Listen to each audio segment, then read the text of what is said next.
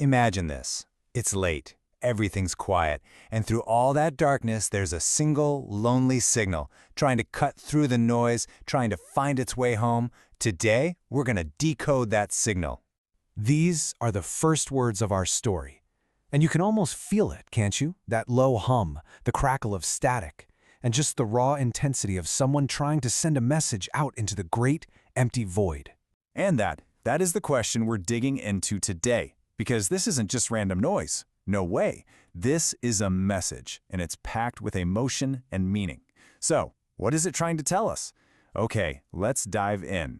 All right, so, first things first. We need to figure out the nature of this transmission. What exactly are we listening to here? Well, it turns out the signal is actually a song, a piece of music called Midnight Transmission. And at its very core, it's a story about trying to bridge a huge gap, whether that's thousands of physical miles or just a painful emotional chasm, all to reach one specific person. So let's peel back the layers on this. How does this story unfold? What is it really truly about? And man, these themes, they're just so universal, right? The song taps into something we've all felt. That powerful, almost desperate need for connection. The agony of being separated, and that stubborn, nagging hope that keeps you going, that makes you keep trying to make contact, just waiting for a sign that you're not shouting into the wind. Okay, now this is where things get really interesting. See, this story of connection, it isn't just told from one person's point of view. That's right. The creator, Christopher Edge, actually built this as a two-part story, so we get to experience this deep sense of longing from both sides of the transmission. It gives us this complete 360-degree view of this one powerful connection. And the structure itself is just brilliant. Part 1 is from the male perspective. It's called Midnight Transmission. He's the one reaching out. Then Part 2 gives us the female perspective, and her track title has this crucial little addition, Please Send Me Back a Sign.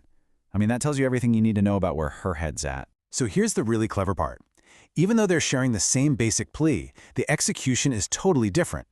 Each version has a slightly different tempo, different phrasing in the lyrics. It's a subtle thing, but it's so powerful. It gives each voice its own distinct emotional flavor, which makes the whole story feel so much richer, so much more real. To really get this story, you gotta look at the words. The lyrics use some seriously powerful metaphors to describe this feeling of a connection that's stretched almost to its breaking point. The language is just drenched in this imagery of old-school radio tech and vast cosmic distances. It's not just, I miss you. It's, I'm sending signals through a static sky. It just paints this vivid picture of a really fragile message, fighting against all this interference, traveling through this immense, empty space, just hoping to reach its target. Okay, check out this amazing term from the chorus, ghost wave. Just think about that for a second. It suggests something that's real, but it's also intangible, kind of spectral.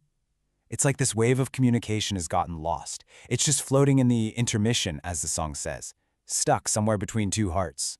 Oh, I love this one.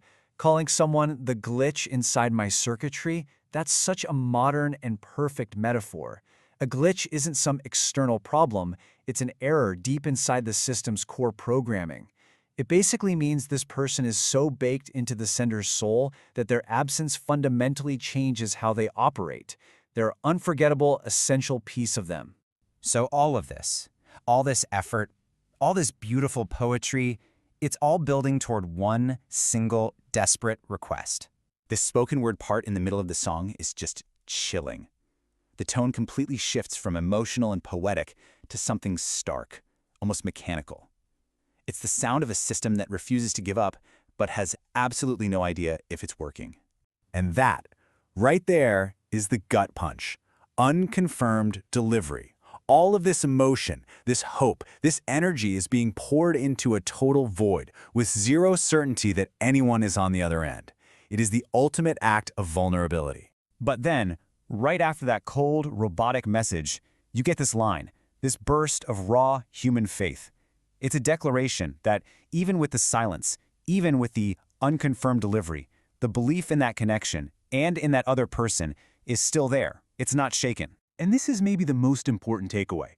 The lyrics make it so clear. I don't need the world to listen.